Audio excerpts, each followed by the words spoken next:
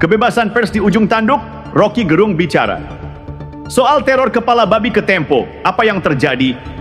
Baru-baru ini kantor Tempo menerima teror mengerikan, sebungkus kepala babi dikirim ke kantor mereka. Insiden ini memicu kecaman dari berbagai pihak, termasuk akademisi Rocky Gerung, yang menyebut tindakan ini sebagai bentuk kepengecutan dan ancaman nyata terhadap kebebasan pers. Kenapa ini berbahaya? Serangan terhadap jurnalis, serangan terhadap demokrasi. Media seharusnya bebas menyampaikan kebenaran tanpa intimidasi. Jika kritik dijawab dengan teror, apakah kita masih bisa berbicara bebas? Apa yang harus dilakukan? Penegak hukum harus segera mengusut kasus ini dan menangkap pelaku.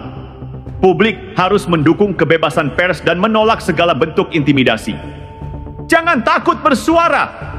Jika media dibungkam, siapa yang akan menyampaikan kebenaran? Bagaimana pendapatmu? Apakah ini pertanda kebebasan pers semakin terancam? Beri komentar dan bagikan agar lebih banyak orang sadar akan bahaya ini. Teror atau strategi bungkam media. Seiring dengan maraknya pemberitaan kritis, tindakan seperti ini bukan hanya sekadar teror. Ini adalah pesan jelas bahwa ada pihak yang ingin membungkam kebebasan pers. Bayangkan jika jurnalis takut menulis kebenaran. Apa yang akan terjadi dengan informasi yang kita terima? Jangan lupakan kasus lain. Intimidasi terhadap jurnalis bukanlah hal baru. Sejarah mencatat banyak media dan jurnalis yang mengalami ancaman, bahkan kekerasan, hanya karena mereka menjalankan tugasnya. Jika ini dibiarkan, kebebasan pers akan semakin tergerus. Saatnya bertindak, jangan diam. Sebarkan kesadaran bahwa kebebasan pers bukan hanya untuk jurnalis, tetapi juga untuk kita semua. Dukung penegakan hukum yang transparan agar pelaku tidak lolos begitu saja. Lawan intimidasi dengan menyuarakan kebenaran, bukan dengan ketakutan. Apakah menurutmu kebebasan pers di Indonesia sedang dalam ancaman? Diskusikan di kolom komentar dan bantu sebarkan pesan ini. Jika kebebasan pers terus diganggu dengan aksi teror dan intimidasi, maka bukan hanya jurnalis yang dirugikan, tetapi juga masyarakat secara keseluruhan. Pers yang bebas adalah benteng utama bagi demokrasi, karena dari sanalah informasi yang jujur dan berimbang dapat diakses oleh publik. Ketika media dibungkam, kebenaran menjadi kabur, dan hanya suara-suara tertentu yang dominan. Ini membuka ruang bagi penyalahgunaan kekuasaan, manipulasi informasi, dan semakin sulitnya rakyat mendapatkan berita yang benar. Jika hal ini dibiarkan, lama-kelamaan kita akan kehilangan hak untuk mengetahui apa yang sebenarnya terjadi di sekitar kita. Tidak cukup hanya mengutuk kejadian ini. Harus ada langkah nyata. Pemerintah dan aparat penegak hukum memiliki tanggung jawab untuk melindungi jurnalis dan memastikan kebebasan pers tetap terjaga. Kasus ini harus diusut tuntas agar menjadi pelajaran bagi siapapun yang mencoba meneror media. Selain itu, masyarakat harus lebih aktif dalam mendukung kebebasan pers. Jangan biarkan intimidasi menjadi hal yang biasa dan diterima begitu saja.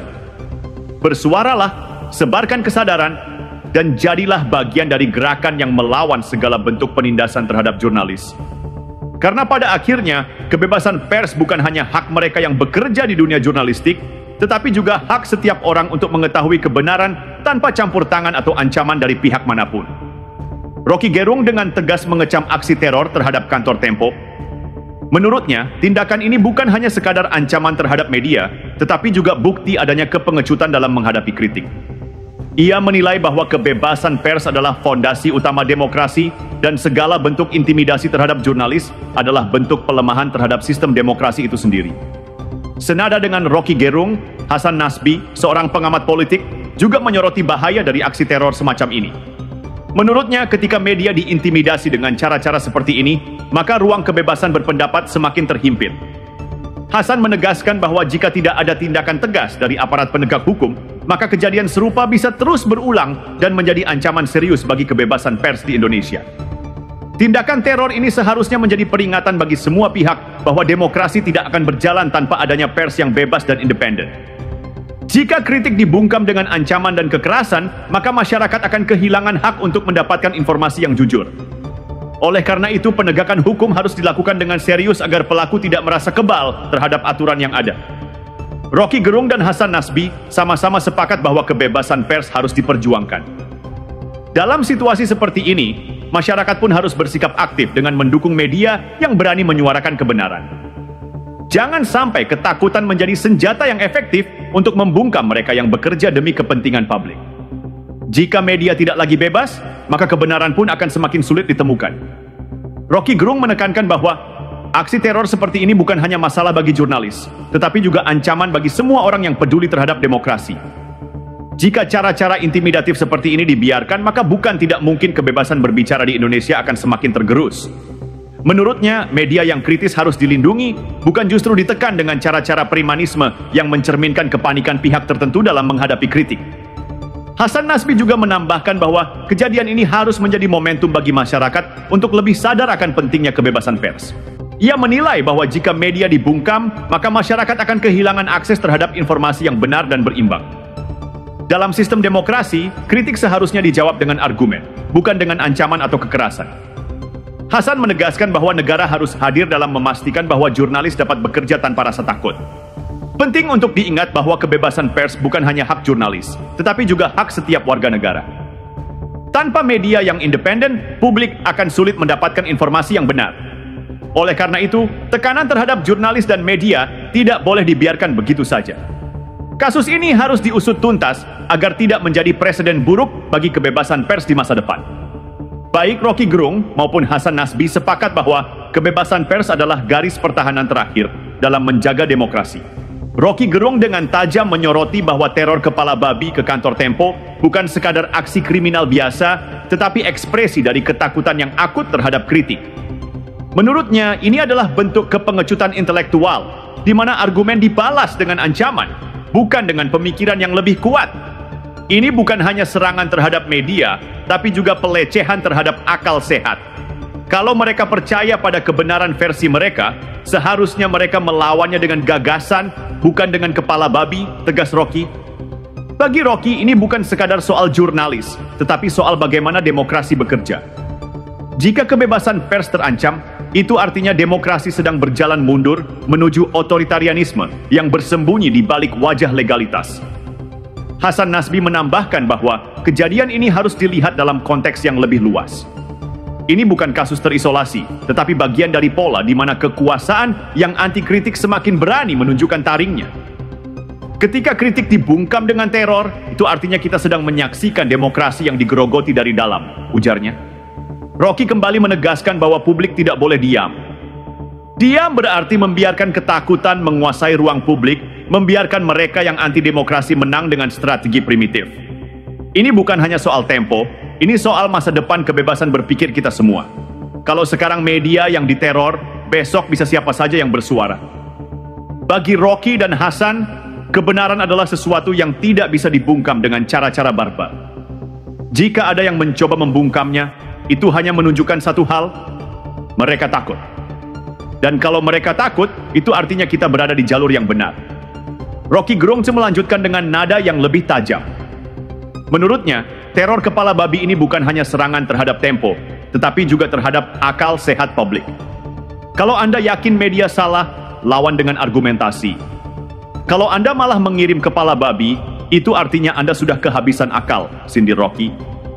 Bagi Rocky, peristiwa ini menunjukkan betapa sebagian orang tidak siap berdebat dalam ruang demokrasi.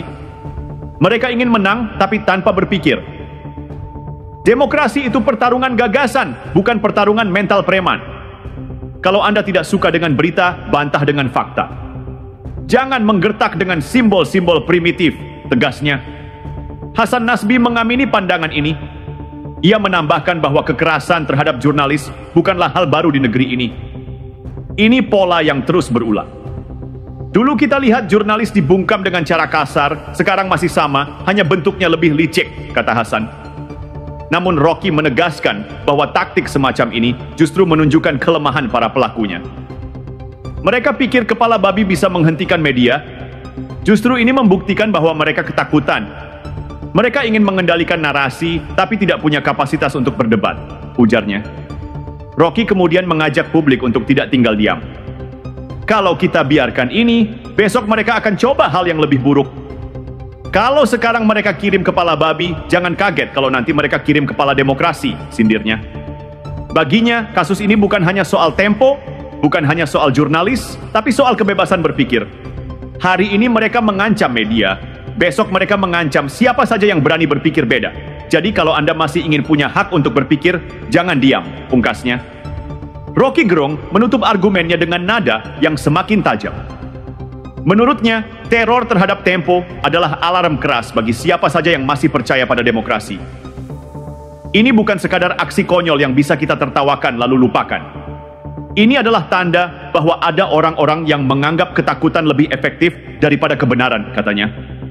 Ia menekankan bahwa jika teror seperti ini dibiarkan, maka batasnya akan terus didorong. Hari ini kepala babi, besok kepala siapa? Kalau kita tidak melawan sekarang, kita sedang memberi izin kepada para pengecut untuk terus membungkam kebenaran, tegasnya. Hasan Nasbi menambahkan bahwa ini bukan hanya urusan jurnalis atau media. Ini urusan kita semua. Kalau media tidak bisa berbicara, maka kita kehilangan suara kita sendiri. Kalau Tempo bisa diteror hari ini, besok bisa siapa saja. Itu yang harus kita sadari, ujarnya. Rocky lalu mengajak publik untuk tidak takut. Ketika mereka mengancam dengan cara seperti ini, itu artinya mereka sudah kalah dalam debat. Jangan pernah takut pada orang yang tidak bisa berpikir. Mereka takut pada kita, karena kita masih berani berpikir, katanya.